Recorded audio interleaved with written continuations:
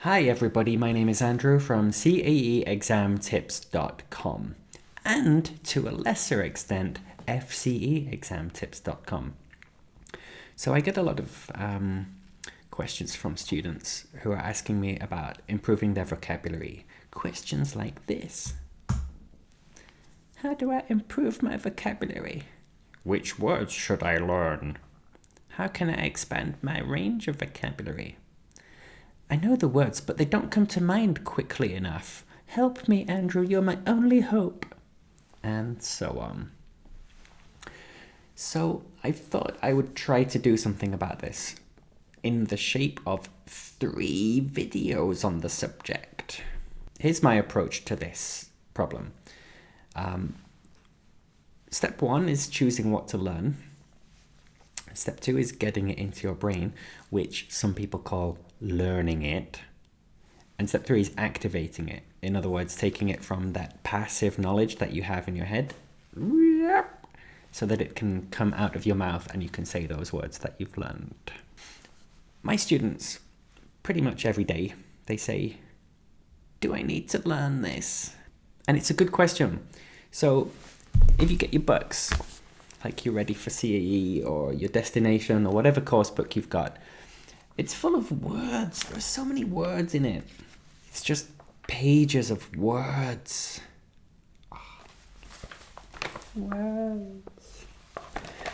Now, this book was designed by experts, geniuses in the field of learning English and teaching English, right? So they know something about these exams, they know something about English, and they have chosen to put all of those words into a book. So it's a little bit annoying if a student says, oh, do I need to learn that one? I don't like it. But if your exam is in 4 weeks or something like that, yeah, you can't learn everything.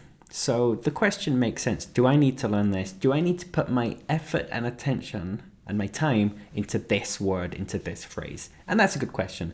And often the answer is no, to be honest. These are all things that it would be nice to know them all, but yeah, you can't learn them all in a short time. So, which vocabulary should you learn? Here's what I think. You should learn the most common 1,000 words. And ideally, you'd learn the most common business words as well. What I've got on this page is this thing that I found. I just typed it into Google and it came up, the 1,000 most frequently used words. And this is ranked in frequency order.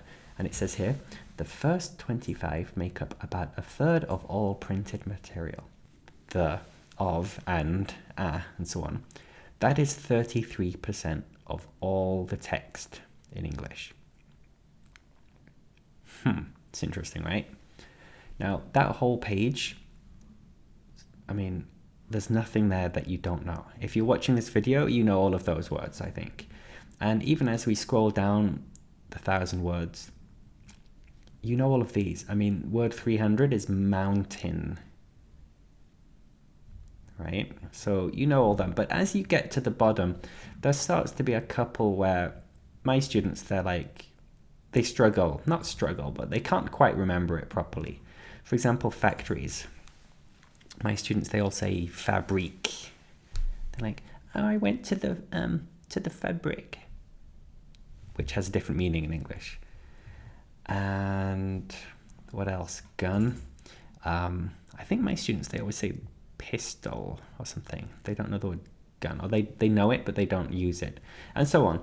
I think it would be a good use of 30 minutes of your time, maybe an hour, I don't know how fast you read, just to go through that list and just to double check that you really know everything there.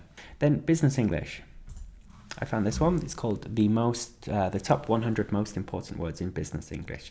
Business English, right? Management. And what you've got on this page is you've got the word and the explanation. So management are the people in charge of running a business. So yeah, you knew that. If you click on this thing, it reads the whole thing like this. Management. Those in charge of running a business. Yeah, accent's a bit weird, but it's not bad to have that audio input as well. So personnel, that's a little bit of a tricky word. And if you're not sure how to pronounce it, Personnel. yeah, that's good. And then you can get the explanation. Staff, employees, workforce. All right, whatever. So it's just 100 words there, and that's a pretty good list of important words to know in business English. The most common words. That's not a bad place to start. So then the essential exam vocabulary. What I'm talking about here are things that especially Cambridge like. Although, whereas, those are the typical linking words that they use. They give structure to texts. Something like used to doing, that's a mistake that is very common at your level of English. So if you can fix that, that's a good use of your time. Recommend going instead of recommend go or recommend to go. You have to say recommend going. Those are typical mistakes at this level. So that would be a good thing to focus on. There are books, something like typical mistakes at FCE, typical mistakes at CAE. That wouldn't be a bad investment. Or you could simply do an exercise in your book and see what mistakes you make and then focus on those. The next thing you should do is words about you. Quite often I'll get a new student and I'll say, or I'll meet somebody at a party or something. I don't go to parties anymore, I'm too old. But if I did go to a party, I would meet someone and he would say, oh yeah, what's my job? Yeah, I don't know how to say it in English. What? That's the one thing you should know how to say, right? The first thing I learned when I went to China was to use chopsticks. And the second thing I learned when I went to China was how to say, I am an English teacher. 我是英文老师.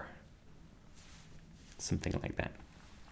Okay, what did I learn when I learned Spanish? Tengo 15 años. That means I am 15 years old, because when I learned Spanish, I was 15 years old. And I don't speak Spanish anymore, so I never updated it. So I will forever be Tengo 15 años. Yeah, what are you? Who are you? Learn how to say that. Where do you live? Learn how to say that. Where is your house? Where is your flat? What is it like? How big are the rooms? Learn how to say those things, right? That's just common sense. If you have a strange job or strange responsibilities, yeah, go to Google Translate, type it in and learn how to say it in English, right? It's just common sense. The first 3 minutes of every conversation you will ever have are always the same. What's your job? Where do you live? Do you like it? What are your hobbies? Right? Go and learn the top 50 words about yoga. If that's your hobby, right? Vocabulary you can use today.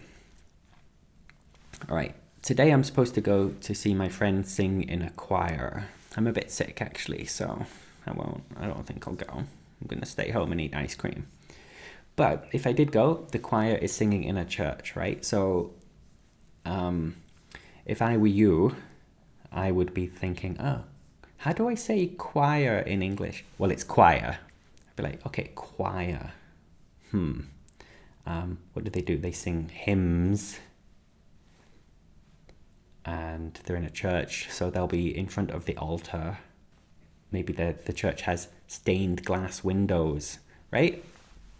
Those are words that I can use today. If I was going to learn it in German, for example, I would go, oh, look at the stained glass windows. They're nice, aren't they? In German, right? Does that make sense? So what are you going to do? And prepare it. You're allowed to prepare. You're allowed. It's okay. Yeah. So when I went to China, I had a Chinese lesson. In the first Chinese lesson, and this happened in Poland as well, by the way, very similar, the teacher just wrote a load of crazy stuff on the whiteboard, which was completely useless to me. One of the words in China was warship, like a battleship. I don't talk about battleships in English unless I am playing the game Battleship. I don't need that word in Chinese. Maybe she had some reason for doing that, but it was a crazy, crazy choice. I wanted to learn to buy a sandwich, right? Because then I could leave the Chinese lesson, I could walk out onto the street and I could buy a sandwich or a dumpling or something, right? What can you use? Learn those things. Okay, and then the last idea I had is I've written phrases you like. This is something that my best students always do, and something that the worst students never do, right? And that doesn't mean that it's scientific, but it seems to be a strong connection. So when I say something to one of my students, the good ones, they go, "Ooh," and they write it down. Like they liked the sound of that phrase, that idiom or that collocation that I used. They write it down, and then they try to incorporate that into their own English. So if you like a phrase, if you have a response to it, or if you see something in a movie and the guy says something, and you just think, "Oh, that's so cool," yeah, well, learn it. That's something good to learn. You can use that in your own life. All right, so those are some just basic ideas on which words you should focus your attention on in the short term. In the next video, I'm gonna suggest some tips on how to memorize the new vocabulary, how to actually get it into your head. All right.